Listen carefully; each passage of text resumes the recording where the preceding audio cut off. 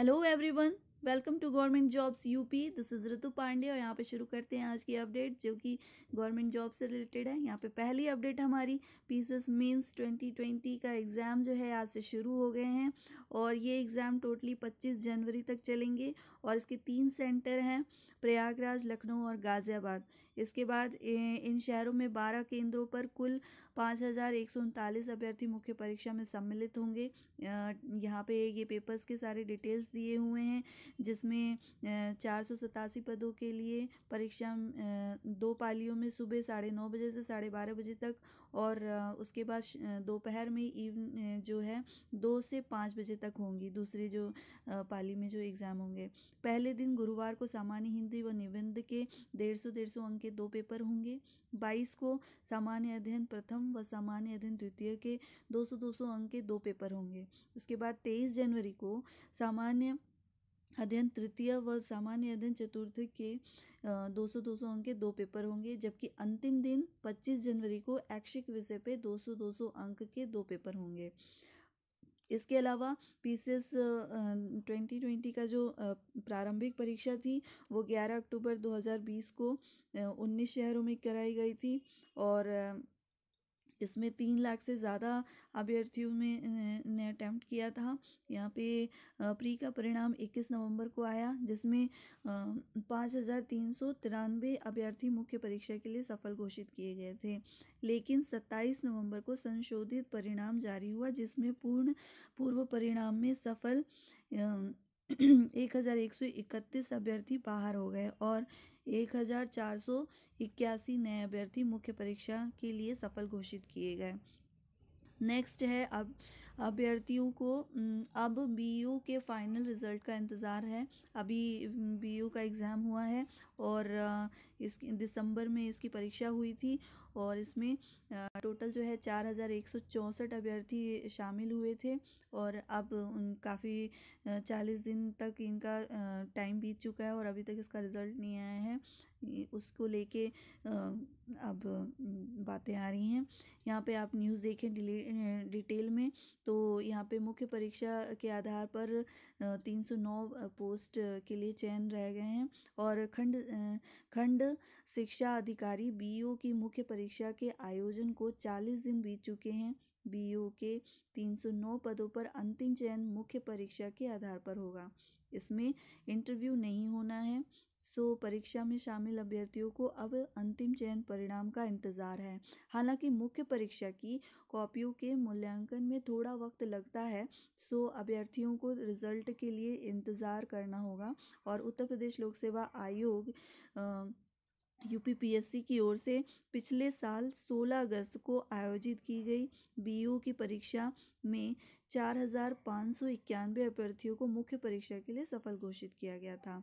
मुख्य परीक्षा 6 दिसंबर को आयोजित की गई थी जिसके लिए कुल 4385 अभ्यर्थी पंजीकृत थे और इसमें से 4164 अभ्यर्थियों ने अपनी उपस्थिति दर्ज कराई। परीक्षा 3 जनपदों प्रयागराज, लखनऊ और गाज़ियाबाद के 10 केंद्रों में आयोजित की गई थी। आयोग के सूत्रों का कहना है कि यूपीपीएससी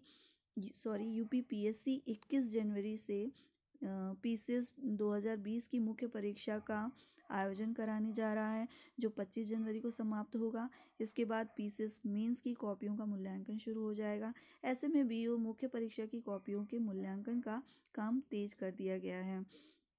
तो अभी बीईओ की मुख्य परीक्षा की कॉपियाँ अभी चेक हो रही हैं, उसके बाद ही इसका रिज़ल्ट आएगा।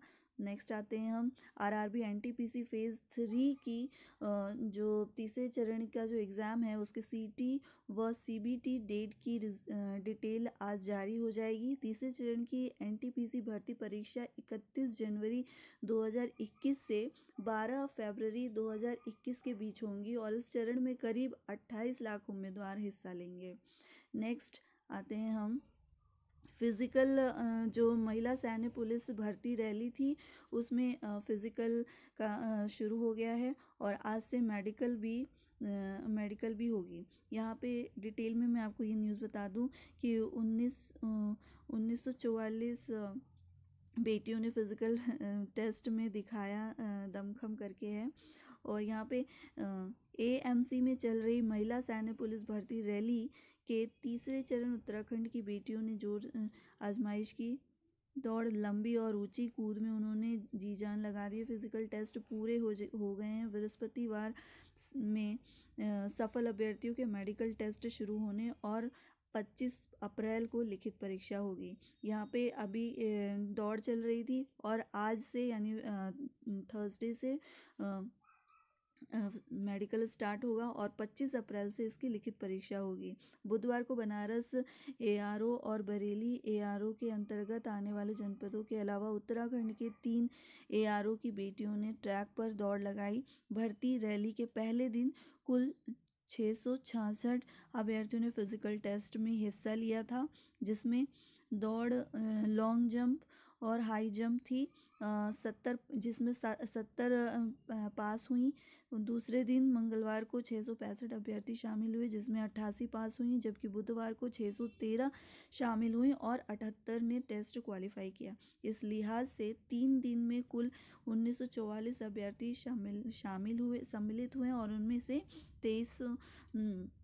236 ने टेस्ट पास किया है। यहाँ पे ये सारे जनपदों में जो शामिल हुए हैं, बुधवार को उस जगहों का नाम दिया हुआ है, आप देख सकते हैं। टेस्ट में पॉजिटिव, जैसे अब मेडिकल टेस्ट भी होगा इसमें, तो यहाँ पे जिन लोगों को, जो लड़कियां आएंगी वो कोविड का जांच पहले से करा के लाएंगी, या फिर जिन्होंने नहीं भी करवाया है उनको वहाँ पे इस बार सेना की ओर से मौके पर ही एंटीजन जांच की व्यवस्था की गई है और इनमें से 3 दिन में कुल 200 अभ्यर्थियों के कोरोना टेस्ट हुए हैं, जिसमें बुधवार को एक पॉजिटिव मिली है।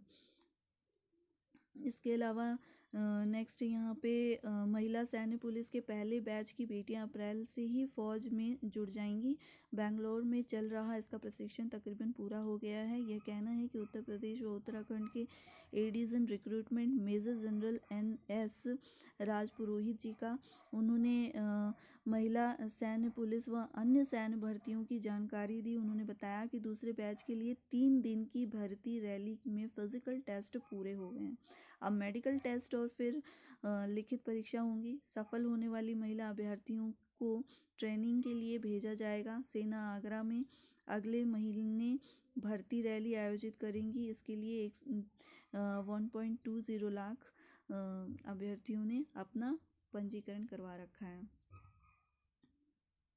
नेक्स्ट यहाँ पे CTET का CTET का एग्ज़ाम में कुछ चेंजेस लाए हुए हैं। जैसे CTET परीक्षा के केंद्रों पर जो चेकिंग होती है वो दूर से होगी एहतियात, क्योंकि यहाँ पे जो भी चल रहा है पेंडेमिक, उसके लिए यहाँ डिटेल में आप देख लीजिए कि केंद्रीय शिक्षक पात्रता परीक्षा के लिए इस बार व्यवस्थाओं में बदलाव किया गया है, जहाँ परीक्षा कक्ष में क्षमता से आधे से भी कम अभ्यर्थियों को बिठाया जाएगा। वहीं उनकी फिजिकल चेकिंग न करने के भी निर्देश दिए गए हैं।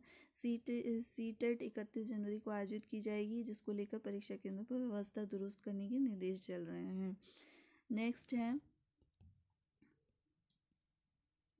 सहायक अध्यापक की जो भर्ती होने वाली है। सहायक अध्यापक और प्रधानाध्यापक की जो भर्ती है उसकी गाइडलाइन जारी कर दी गई है। बेसिक शिक्षा परिषद ने 3000 से अधिक सहायता प्राप्त जूनियर हाई स्कूलों में प्रधानाध्यापकों व सहायक अध्यापकों की भर्ती के लिए गाइडलाइन जारी कर प्रस्ताव प्रयागराज स्थित परीक्षा नियामक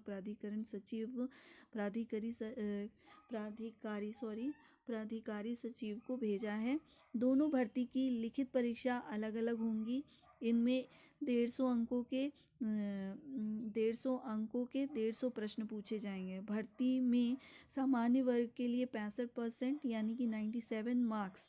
यहाँ पे आप ध्यान दीजिएगा कि 150 अंक के 150 नंबर के 150 क्वेश्चंस पूछे जाएंगे और यहाँ पे जो कैटेगरी वाइज उनकी जो है मेरिट में जो पासिंग मार्क होंगे, कट ऑफ होंगे, वो भी बताए गए हैं, जो कि सामान्य वर्ग के 65% यानी कि 97% होंगे, 97 मार्क्स होंगे। और उसके बाद अनुसूचित जाति, अनुसूचित जनजाति और पिछड़े वर्ग के लिए 60% मार्क्स होंगे, जिसमें से जिनको 90 अंक कहा जाएगा और कट ऑफ निर्धारित की गई है। यदि कोई अभ्यर्थी दोनों पदों के लिए आवेदन करना चाहता है तो उसे एक ही ऑनलाइन आवेदन में दोनों परीक्षा के चयन की सुविधा मिलेगी, लेकिन आवेदन शुल्क अलग अलग जमा करनी होगी।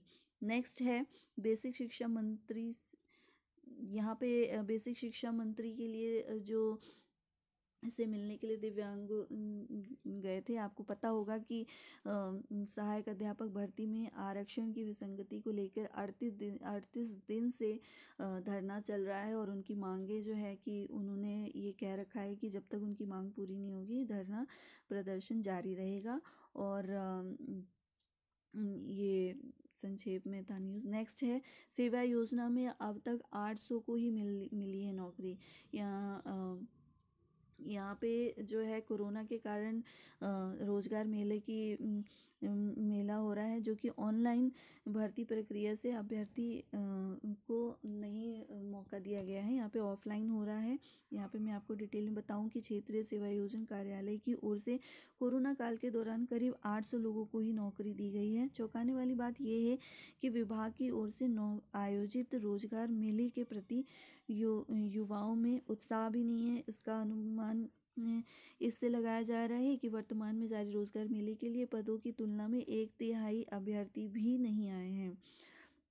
वजह ये है कि बड़ी संख्या में लोग बेरोजगार हो गए थे कोरोना की वजह से और लॉकडाउन की वजह से, और इसलिए दोबारा रोजगार उपलब्ध कराने के लिए सेवा योजना विभाग की ओर से विशेष अभियान चलाया गया, इसके तहत हर महीने एक रोजगार मेले का आयोजन करने का लक्ष्य रखा गया था, लेकिन इसमें अपेक्षित सफलता नहीं मिली। 12 जनवरी से शुरू रोजगार मेले को छोड़ दे तो इसमें पहले तक 664 युवाओं को ही नौकरी मिल पाई थी। वर्तमान में जारी भर्ती प्रक्रिया की पूरे होने के बाद अब ये 800 के पार होने के दावे किए जा रहे हैं। खास ये है कि रोजगार मेले को लेकर युवाओं में भी खास उत्साह नहीं है दिख रहा है।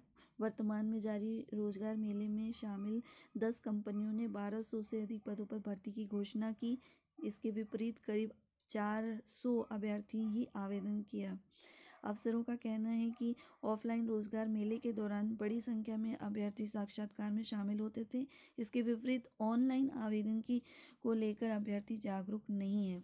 नेक्स्ट यहाँ पे क्षेत्रीय सेवा योजना कार्यालय में आप यहाँ पे देख सकते हैं, क्षेत्रीय सेवा योजना कार्यालय में 12 जनवरी से रोजगार मेले का आयोजन किया जा रहा है, जिसमें 10 कंपनियां शामिल हैं।